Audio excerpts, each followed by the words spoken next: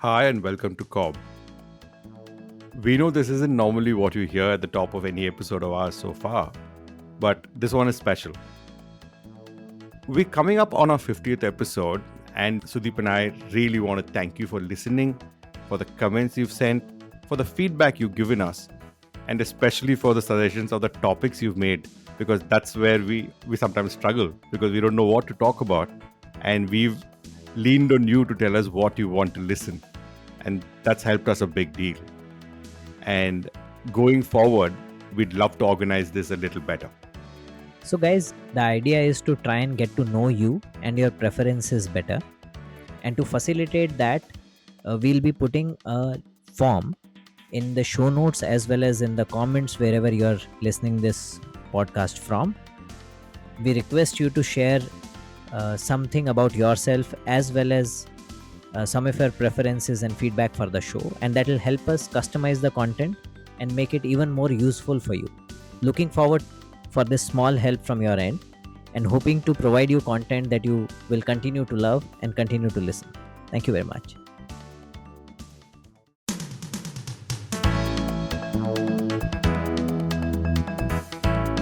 Welcome to CoBB, Conversations on the Business of Brands with Sudeep Chawla and Sharvana Raghavan.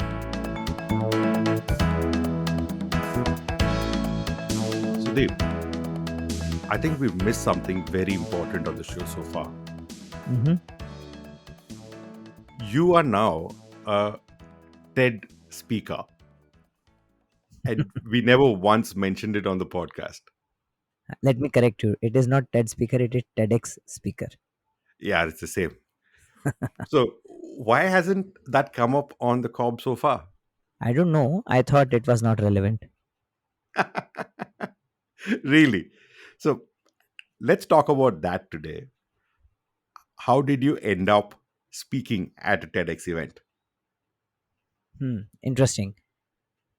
Uh, See, I think when we speak about creating brands, and we have spoken about them a lot, if you allow that principle to be applied to yourself, yeah, so therefore then you know, the same principles applied, you create some kind of a persona, some kind of a brand for yourself, and sometimes you get lucky, and that's what happened with me.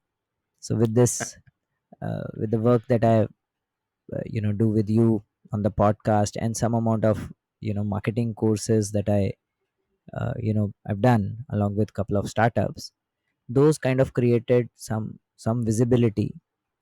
And somebody sitting out there in that TEDx chapter at PDU, Pandit Deen Dayal Energy University in Gandhinagar, they thought that I was a suitable candidate to be approached for a TEDx event at their end. Brilliant. So, I'm going to sit on the side of the listeners today, and you're going to tell us how we can all become TED speakers because all of us just want to be like you. Nah. Okay. uh, See, the first part is what I just said, that I think when I reached there and when I met fellow speakers, I honestly felt quite inadequate, quite small. Yeah, there were fairly big achievers, and when I say achievers, you know uh, really. Is that your humility or No, no, feigning humility coming to the let fore? me give you some names. Yeah. Okay. So there was this boy called Chetan Tambe.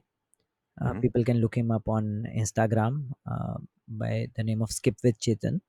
So Hmm. he is the son of a police constable and belongs from Mumbai. Hmm. He's somebody who started. Uh, you know, he used to skip when he was in a judo or a karate class, and he used to like skipping so much that it took it up as a serious practitioner. Hmm. And then I didn't know this, but there is a skipping championship. He is a skipping champion of India. He has Wow. won a lot of medals for India. He had some 15, 16 medals around his neck, and he's an unbelievable skipper. And then he evangelizes skipping for exercise and to keep yourself fit. He runs classes. So now there are lots of hundreds and thousands of people who take his classes and all of that. Hmm.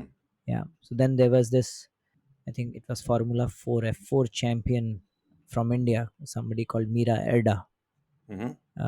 So she races, and you know, and has won a number of championships, internationally also. Then you must have heard of father of Indian space program, Mr. Vikram Sarabhai. Right. His son, Kartikeya Sarabhai, yeah, Okay. is a Padma winner, and he's on, he represents India on many climate forums. So he's a green, you know, green representative or green activist, etc. Yeah, Okay. and has significant say in some green policies and all of that. You know, Mm-hmm. then there was this boy. If you have seen Tarak Mehta Ka Ulta Chashma, there was this character called Tappu there. Mm-hmm. That boy is all grown up now, so that boy was also there. So these are all guys who have, kind of achieved a lot in their life, yeah, coming from nowhere and have reached somewhere, etc. So I honestly felt very, very inadequate when I was sitting there. But in any case, for a little while I had that imposter syndrome. But then, I'd chosen a topic which I thought was very close to my heart, and I reconciled with the fact that possibly there are very few people who will be able to talk about this topic with as much conviction as I can. Mm-hmm. And hence I said, even if I don't belong at this stage, the topic certainly does. Wow. Wow. So therefore I said that, I'm the messenger, but the topic has to travel, and hence therefore that is how I reconciled with it. Wow. So, what was the topic that you spoke about? So I spoke about everybody should be a marketer. Okay. Yeah. Okay. Okay. So That's now perfect. bringing it home to what we usually do, and hence I thought it was relevant to have this discussion. So I wanted to talk about the fact that everybody, regardless of their profession or their stage in life and whatever they do, should become, should become marketers, should become conscious of the fact that at the end of the day they are either selling or marketing one thing or the other, and hence Mhm. it is very critical for everybody to hone the marketer in themselves. Okay. Fair enough. That's what I was delivering. And then I went on to say that how is it that you can hone your marketing skills? How can you become a better marketer?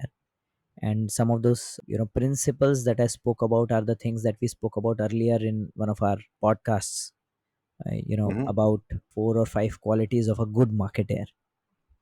You remember, Yes. yeah, we spoke about intellectual humility, comfort with ambiguity, being king without a crown, etc., etc. Right. And in that one also we spoke about how can one practice some of these things at their end, very Hmm. simply by looking into the mirror, by reading out from a newspaper, etc., etc. Those are the things that I spoke about, and the whole purpose of the talk was to try and give examples to people which can, make marketing skills seem very easy. So that was the purpose. So therefore that's what I did. So, uh, basically, any of our episodes are worthy of becoming a TED talk in themselves. yeah, of course. See, not just an episode, any of our conversations, anybody's conversations, when all of us say something or discuss something, it is coming somewhere from deep within us, from our conviction. Right. And now, as long as you can create your conviction into some form of a principle which you think applies to larger masses, it certainly can become a subject of an essay or a research paper or a TED talk, as you Mm. please. Fair enough. But getting more serious now Hmm. about your talk itself. Hmm. When you said everybody must be a marketer, Hmm. what exactly do you mean by it? I'm sure you don't mean the profession. What I really meant was that, regardless of whichever profession you are in, suppose you're a surgeon, you started off taking up a noble profession. You want to make sure that as many people as possible are able to avail that service. Hmm. Now, to be able to do that, you would have to convince a few hospitals to empanel you. So, to be able to convince them, you would have to show them something, talk to them about something, etc., etc. You will, therefore, you will finally sell your skills and your experience. That selling needs to be done in an effective manner. Those who are able to do it effectively are able to close the deals, are able to move forward, are able to get acceptance very fast. Hmm. You're a student trying to get into a university, you are Right. selling yourself, right? You are a, Hmm. whatever, you are a professor, you're trying to sell concepts, you're trying to sell the concept of learning to your students. Would it be right to say you're talking about communication, being very clear about your communication? So I'm saying that everybody is trying to sell a product or a service or an idea. And selling a product or a service or an idea requires some amount of skill, and requires what you just said, communication. Right. Being mindful of the communication is very critical, and that Mm-hmm. is what honestly marketing is all about. Yeah, we've said this in the past, Sharon, that I believe that marketers, regardless of whatever you're selling, product, service, what you're selling honestly is conviction. True. Yeah, and there are three stages of it. You first convince yourself, then you convince people all around you, and then you convince the world at large. Mm. Yeah, so once you've developed your own conviction by looking at data, using your gut, meeting the consumers yourself, etc., etc., then the next two stages require you to communicate. Mm. Yeah, and hence being mindful of these three-step process, and then being mindful of your communication is all about marketing. That's what marketing is all about. Got it. Yeah, and hence that is something that I wanted to land, that this is what you have to do. Now I Mm. didn't get into mm, communication as such too much, Okay. but I Mm-hmm. wanted people to be able to, you know, hone their skills, which will lead them to be a better marketer, better communicator, etc. Right. Yeah. So, okay. Now, sticking to the point of communication itself, right? Mm, Now, I'm not sure about the audience you had for the speech that you gave at the TEDx event, mm. but would your speech be different for a different audience? Should it be different? The reason I ask this question is that a lot of the time we engage in communication in life in general. The biggest problem we face is that, yeah, they don't get me. They're not getting my point. So, would your speech have changed for a different audience? See, let's start from first principles. Okay. I would say that talking about communication, one can, I would like to structure it saying that communication can be divided into two big chunks. Mm. First is context, second is content. Okay. Yeah, when you put these two together, that is how your communication gets crafted. Mm. Now, context is all about the audience, like you're saying. Yeah, Okay. content is the crafting of the deep conviction or the message that you want to give to them. Okay. And the reason you cognize of these two is my first point to say that the responsibility of effective communication lies on the originator of the communication. Mm.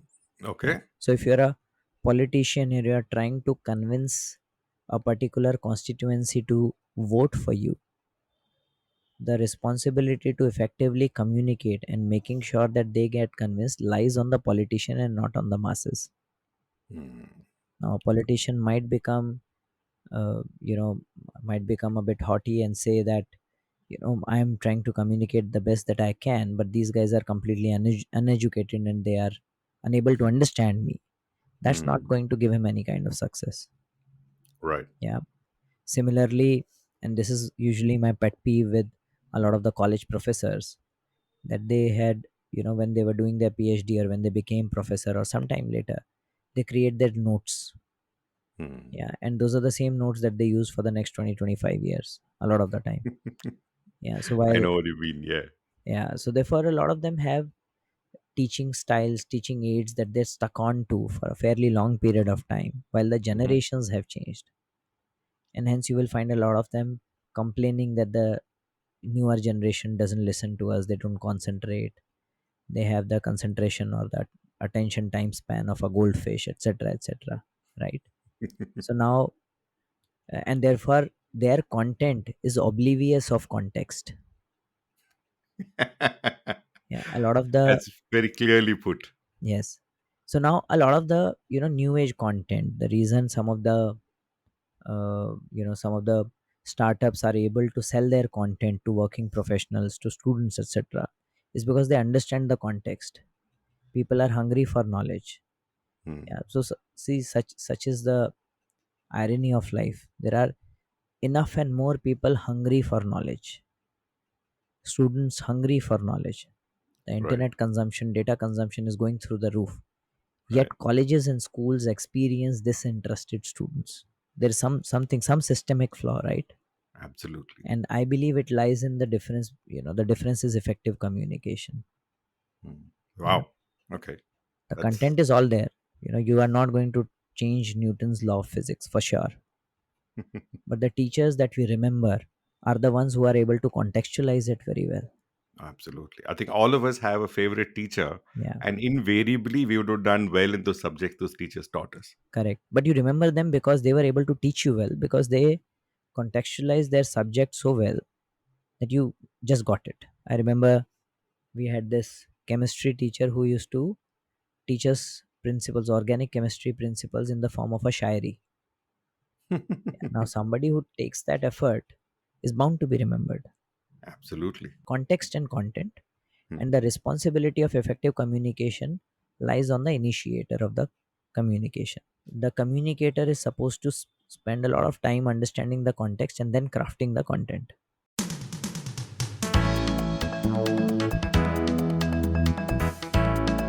Thank you for listening to CoB, Conversations on the Business of Brands with Sudeep Chawla and Sharvana Raghavan. Subscribe and learn more at cobcast.net. That's CoBBCAST.net. So when you asked me that who was the audience that was seated at that TEDx chapter event, Hmm. so honestly, who was sitting there was it is immaterial. Hmm. When I thought about it, all of those guys were students from that university. Some of them, then their Fair. professors and some more guys who had come from outside. Hmm. But more importantly, finally, the speech is going to be uploaded on YouTube, and Hmm. a lot of people in within the public are going to see it. It's a I hope, universal audience, right? yeah, I hope they do. But Hmm. let's just assume, without being too modest or humble, that a lot of universal audience is going to see it. So therefore, that is going to be bulk of my audience, and hence my content was not for the audience that was sitting in front of me, but for the audience that is going to be exposed to the speech on YouTube. Right. Got Yeah, it. so that's how Okay. I crafted my content. In general, when you're drafting your communication, your context is extremely critical. There is a reason why negotiators is an expert job. Okay. Yeah, people who negotiate are the one who understand context very well. They are Hmm. also able to understand the other party's context, right? You must have heard this story. We all had this story possibly in our MBA books, in this chapter around negotiation, where there's this situation where you want to negotiate with a company based in somewhere in Middle East. This is an American company which is trying to negotiate with them. Now they take a negotiator along. The negotiator insists that they reach the venue before the Middle Eastern guys. And once they do, they just sit and observe while the Middle Eastern guys pour into the room. And the negotiator stands up and addresses the last person who enters the room, gives him utmost respect, and then puts forward his proposal. Because he had the idea that in Middle East, it is usually the eldermost or the seniormost guys stand back, they let everybody enter, then they make the grand appearance. Oh. Vis-a-vis Americans, where possibly the most important guy leads the way and everybody follows them. Right. Yeah, and therefore he Wow. knew who to speak to. The cultural context. Simple. Similarly, all of us must have heard of this Coca-Cola ad that did not do well at all and they had to pull it off in Middle East. A simple print commercial where a guy is roaming around in desert. He is trying to look for water. He's not able to find anything.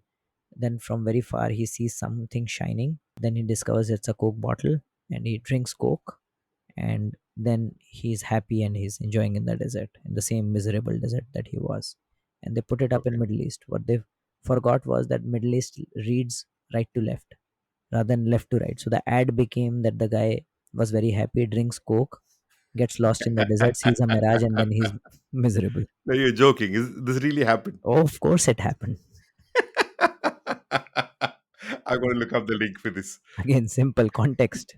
So I'm just giving you examples of cultural context, where Got it. in advertising, in life, in negotiation, anything, any communication that you're doing, Yeah, while we this podcast is known for marketing, but at the core of marketing is communication, Right. and communication is critical for anything that you're trying to do in life. Yeah, Mm. the context becomes very very critical. Any ad that you do, any communication that you do, anything that you put out for public, if you understand the context that is going around at that time, what is the political context, what is the religious context, what is the geographical context, etc., the more you contextualize it, the better your contact possibly will do. And therefore, my pitch to everybody is to be mindful about the context, because it can make or mar, or it can significantly increase the effectiveness of your content. Once you've absorbed the context, you've empathized with your target segment, you've understood them well, then you have to combine that knowledge with that deep seated conviction in your heart that you're really wanting to communicate, then mix them together to create an effective content. Okay. Yeah, so for example, while I was I'll give you two examples from my own experience. When I was Sure.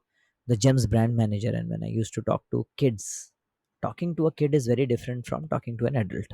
Either ways, none of them has any interest in talking to you, but the kids have their mind constantly buzzing with ideas. So if you bore them even for 10 seconds, they Get will out. not be courteous to sit there and still give you some time. They will just run away. I had to communicate very, very differently because I understood the context, and Hmm. hence I would keep some of my cue cards at the top of my head, that as soon as I see their attention wandering, I would throw that cue card. Now, some of those cue cards, therefore, were sports, Hmm. Ben 10, CID, Tarak Mehta Ka Ulta Chashma. I knew some of these things which will be able to hook them, and therefore I had to be ready with them. Yeah. So therefore, the questions that I'll also ask them is that, अगर टप्पू ने ये किया तो क्यों किया होगा? Or if you Hmm. show this to Tappu, what will you tell him? Got it. Yeah. So again, the context, and therefore customizing the content. Similarly, when you give a TED talk, and this is something that I discovered when I went there, number one, the camera is trained on you. You have a red circle. You're Hmm. supposed to stand on the red circle and deliver your entire presentation. Now, I am comfortable moving around on the stage, but I just got to know there when I landed there that I can't move around. I can only stand in that red circle. Yeah, so Right. that was a little bit of a discomfort for me, but nevertheless, the second thing was that, now that I am supposed to be delivering this and I don't have any paper, etc., in front of me, Hmm. and I was supposed to almost deliver an 18-minute thing in front of everybody, I have Hmm. to be thorough with my content. Right. And then, while understanding the context, I said, okay, they told me that I can have slides, or I can, Hmm. let the slides be.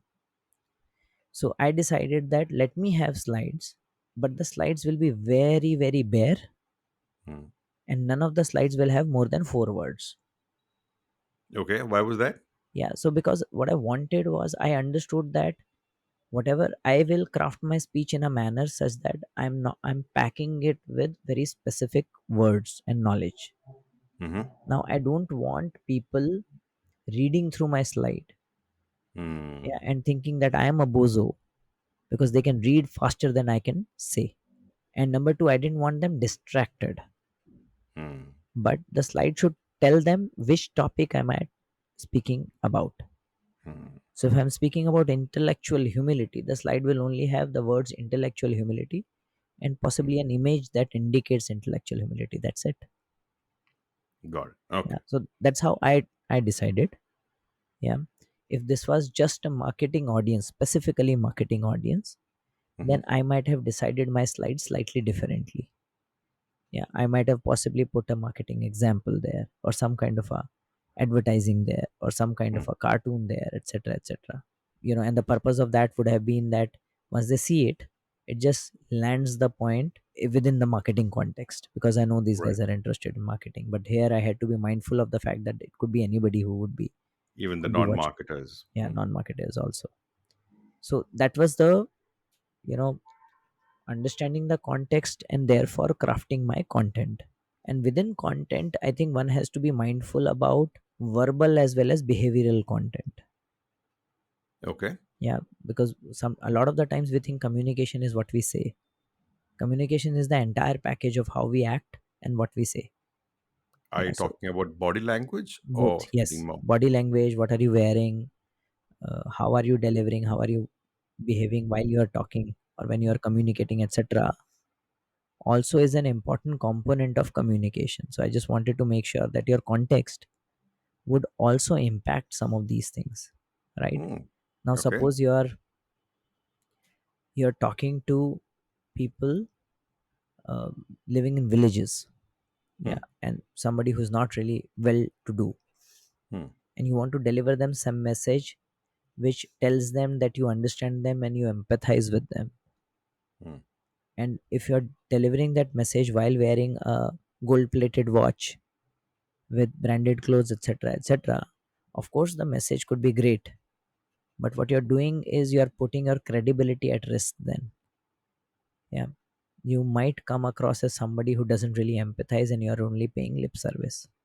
Yeah, Hmm. and hence communication experts would advise you that dress appropriately, sit appropriately, talk appropriately, something which does not throw them off. Why? A lot of the times you say that I'm being genuine, I'm being authentic, this is me. Hmm. Yeah, that's fine, but the reason you're doing this is that you want to land your message, you want to be an effective communicator. That is the primary objective, everything else is subservient to it. Right. Right. Yeah, So you would dress according to the the context again, in yeah, which, yeah. for So I thought example, through that. I'm hmm. just telling you what are the things that I paid attention to. Okay. Yeah, I thought through that, and therefore I said, what should I be dressed as? Hmm. Yeah, what would help people take this message in the manner that I need them to without any distraction. Okay. And finally, therefore, I said that I'll possibly wear formals, a shirt and a trouser and a belt and a leather shoe, etc. So that Hmm. they see that this is somebody who possibly looks a little bit credible. Hmm. And I made sure that at the start of my speech, I threw in the number saying my 17 years of experience in marketing, etc., etc., just to build that credibility. Hmm. Yeah. So that Got it. becomes one more aspect of it from a communication or a you know content point of view. The last bit specifically on this, Sharon, is something around how many messages do you want to pack Hmm. and how much repetition do you want to do on each message. Hmm. Yeah, again, depending on what is the kind of audience that you're talking to, your approach could change. You're talking to research scholars, they would want to go deep.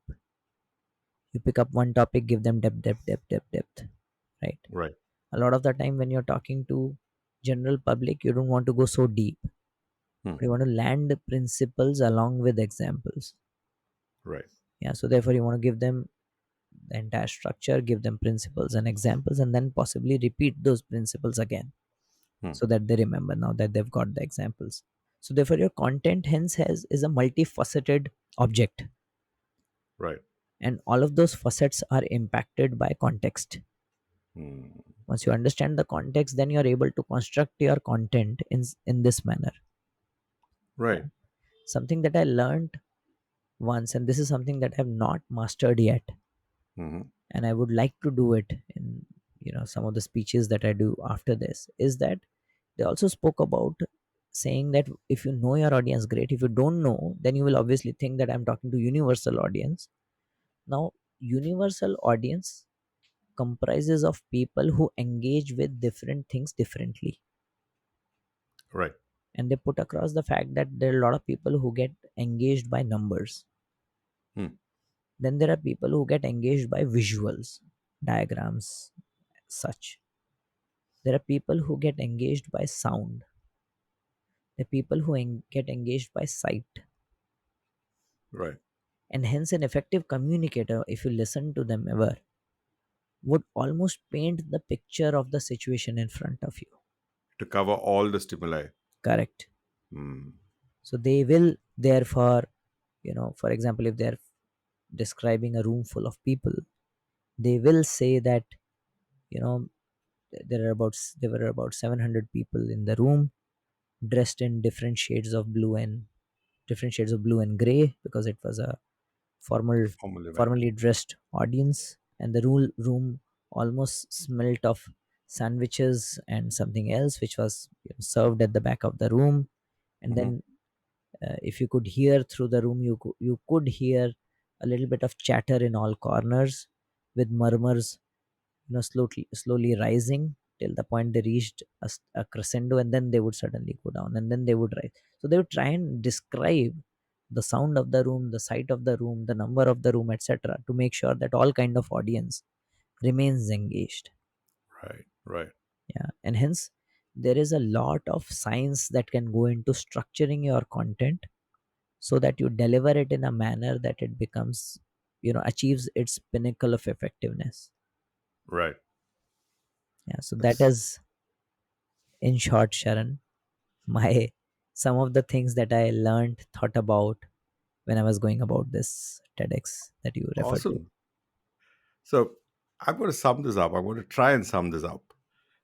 You started off by telling us the topic, which was how everybody must be marketers, and the focus being communication. In communication, you said the context of the audience is very important, and how you prepared for a universal audience of people not just sitting there in front of you, but also for the YouTube audience who will be watching the video at a later date.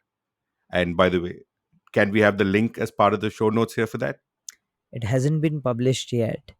Oh, The TED team takes about 6 to 7 weeks to scrub through the content, okay. and they go through it to see whether there is any religious or sentimental Ah, okay. or some psychological content which can be deemed harmful, and therefore they want to go through it and then clear it, which I've Awesome. been recently informed that the TED team has cleared it, and now the TEDx chapter is now just finalizing the video and putting it up. So when it's up, we'll have the link in the show notes. Yes, we will. But going beyond the context, what I quite enjoyed was on the content part, you did not speak about the content at all, because you said the content must have been registered with the speaker or the communicator even before the conversation starts. But what you focused was on structuring the content in different ways: your body language, the way you dress, the way you reach out, and with the way you stimulate different senses of the audience so that everybody is looped into the conversation. So I thought that was lovely. And if people can believe that even Sudeep Chawla can have an imposter syndrome and how he overcomes it in the face of adversity, and if they can realize that every episode of Cobb is worth a TED talk, and how after having listened to this, they too can be ready for their own TED talk, I think our job is done. Now that you put it that way, okay. Okay, thanks, Sharon. Thank you for all the knowledge, Sudeep.